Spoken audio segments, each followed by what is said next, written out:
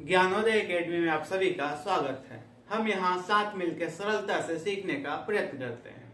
इसके पहले वाले वीडियो में हमने एनसीईआरटी क्लास 6 ज्योग्राफी के चैप्टर 4 जिसका नाम था मानचित्र को विस्तार पूर्वक पढ़ा था। आज की इस वीडियो में हम इस चैप्टर से रिलेटेड प्रश्न के उत्तर ढूंढने का प्रयत्न करेंगे। तो इस चैप्टर में आपके जो प्रश्न दिए गए हैं वो 3 खंडों में विभाजित हैं। जो पहला खंड है उसमें आपको प्रश्नों के उत्तर संक्षेप में यानी कम शब्दों में देने हैं, और जो दूसरा खंड है उसमें आपको टिक द करेक्ट आंसर का खंड है, यानी आपको प्रश्नों के कुछ ऑप्शन दिए गए होंगे और उसमें से जो सही ऑप्शन होंगे उस पे आपको सही का निशान लगाना है। और तीसरा जो खंड है इस चैप्टर में प्रश्नों का वो है खाली स्थान को भरे, यानी आपको कुछ सुटेबल शब्द से दिए गए खाली स्थान को भरना होगा।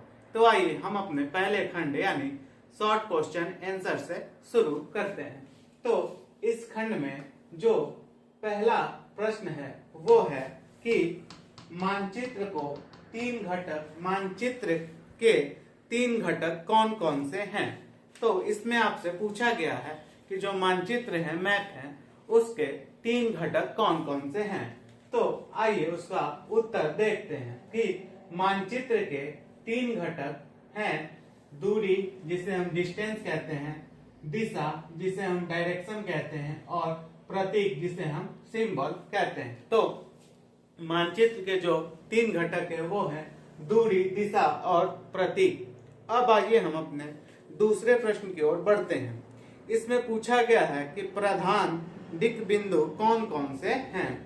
तो इसका जो उत्तर होगा कि प्रधान दिक् बिंदु हैं कौन कौन से, वो हैं उत्तर यानी नॉर्थ, दक्षिण यानी साउथ, पूर्व यानी ईस्ट और पश्चिम यानी वेस्ट। तो हमने इसके पहले अध्ययन किया था चैप्टर 4 में कि जो 4 महत्वपूर्ण दिशाएं हैं उत्तर, दक्षिण, पूरब और पश्चिम को प्रधान दिक् बिंदु के नाम से जाना जाता है। अब अगला जो प्रश्न है वो है मानचित्र के पैमाने से आप क्या समझते हैं। तो आइए उसका उत्तर देखते हैं कि कोई भी मानचित्र किसी न किसी पैमाने पर खींचा जाता है, जो या तो बड़े पैमाने पे खींचा जाएगा या छोटे पैमाने पर खींचा जाता है। और अगर हमें किसी भी मानचित्र के पैमाने की जानकारी प्राप्त हो तो हम मानचित्र पर दिए गए किसी भी 2 स्थानों के बीच की दूरी का पता लगा सकते हैं। तो इस प्रकार हमारा जो तीसरा प्रश्न था उसका उत्तर ये होगा, इस प्रकार होगा। अब हमारा जो चौथा प्रश्न है वो है कि ग्लोब की अपेक्षा मानचित्र अधिक सहायक होते हैं, क्यों। तो उसका उत्तर इस प्रकार होगा कि ग्लोब से हम पृथ्वी पे मौजूद किसी छोटे स्थल जैसे किसी देश या राज्य या जिला जो भी हो के विषय में अधिक जानकारी प्राप्त नहीं कर सकते, जबकि हम मानचित्र की सहायता से पृथ्वी के किसी छोटे स्थल जैसे किसी देश, जिला, राज्य, गांव, तो पृथ्वी के किसी छोटे स्थल के विषय में अधिक जानकारी प्राप्त कर सकते हैं। यही कारण है कि ग्लोब के अपेक्षा मानचित्र अधिक सहायक होते हैं। अब आइए हम अपने 5वें प्रश्न की ओर बढ़ते हैं कि मानचित्र एवं खाका के बीच अंतर बताएं।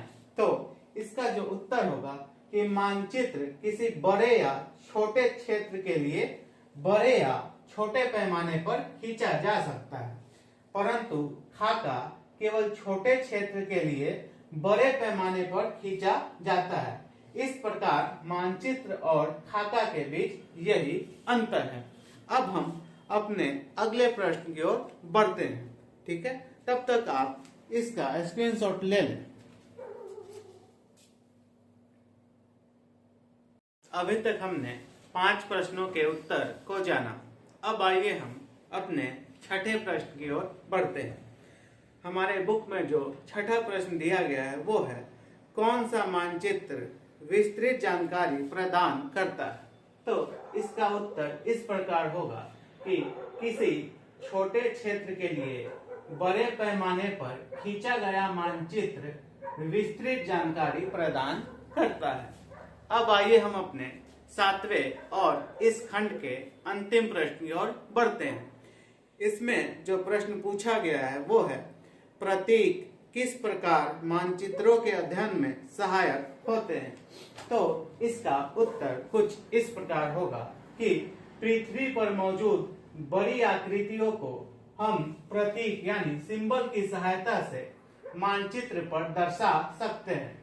इसके साथ ही प्रतीक एक अत्यंत सरल यानी सिंपल भाषा है जिसे लगभग सभी समझ सकते हैं।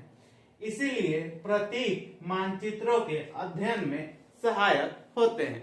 तो हमने अपने क्लास 4 के जो प्रश्न का पहला खंड था यानी शॉर्ट आंसर क्वेश्चन को हल कर लिया।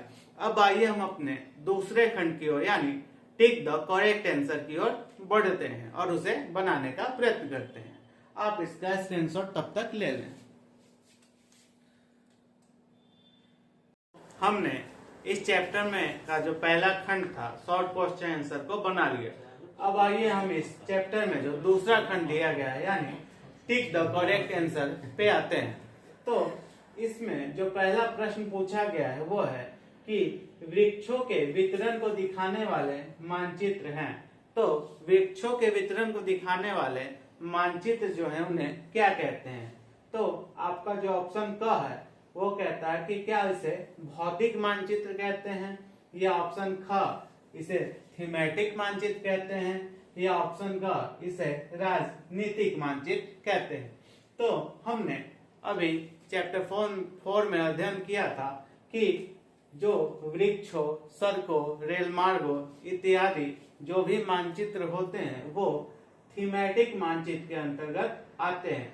तो हमारा जो आंसर होगा वो होगा ख, ऑप्शन ख यानी थीमेटिक मानचित्र। अब आइए अपने दूसरे प्रश्न की ओर आते हैं कि नीले रंग का इस्तेमाल किसे दिखाने में किया जाता है। तो नीले रंग का इस्तेमाल जो है क्या जलाशयों को दिखाने में किया जाता है, या पर्वतों को दिखाने के लिए किया जाता है, या मैदानों को दिखाने के लिए किया जाता है। तो इसका जो सही आंसर होगा वो होगा ऑप्शन क यानी नीले रंग का इस्तेमाल जलाशयों को दिखाने के लिए किया जाता है।